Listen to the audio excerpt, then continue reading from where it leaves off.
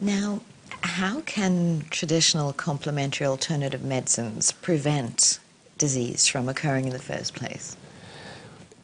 Disease is a breakdown of the integrity of the immune system, and there are a number of factors that assault the immune system. We live in an environment that's quite polluted. We live in an environment with a number of organochlorides, which are very toxic materials, heavy metals. So there are substances which help rid the body of these substances, they help the body detox, if you like. We know from studies through the FDA in America that some foods, perhaps many foods, are now only 1/3 as nutritious as they were in 1940 when they began to do some of these studies. So people need to supplement their diet unless they're growing their own food and eating it within 24 hours of harvesting it.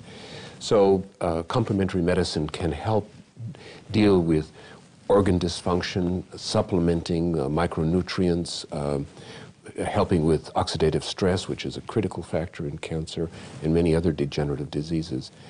We get old because of the accumulative effect of stressors on our body.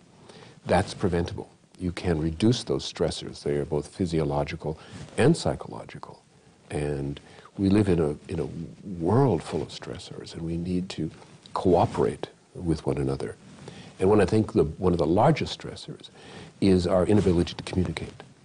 And that is so critical. Humans are designed, we have big, big brains. The only reason we have a big brain is so we can talk to each other, as James Joyce said. So that's part of it. And a good practitioner talks to his patients. And that's why I think many of TCAM practitioners are very believable, because they communicate and they listen. If somebody has cancer, which process or procedure should they follow to heal?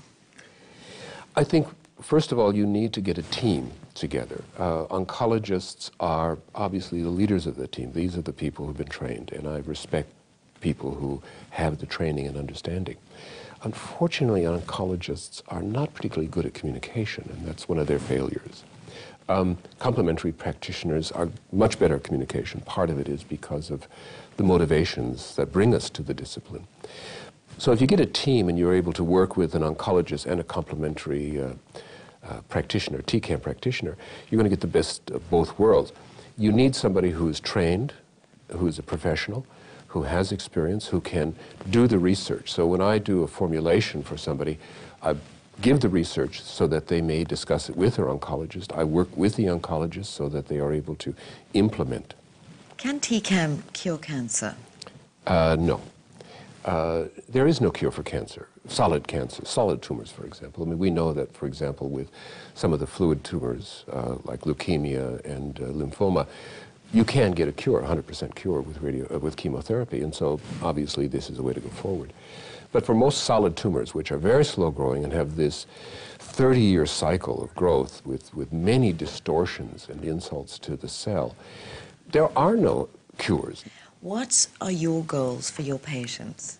A professor from New York once said, people get up in the morning, they're not worrying about life expectancy. What they're worried about is, can they have a day that works for them? Can they relate to their family? Can they do the creative things they need to do? Can they participate?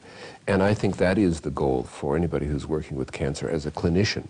We're looking to actually increase the quality of life, life expectancy, if possible, but certainly it is in those factors about feeling okay with cancer.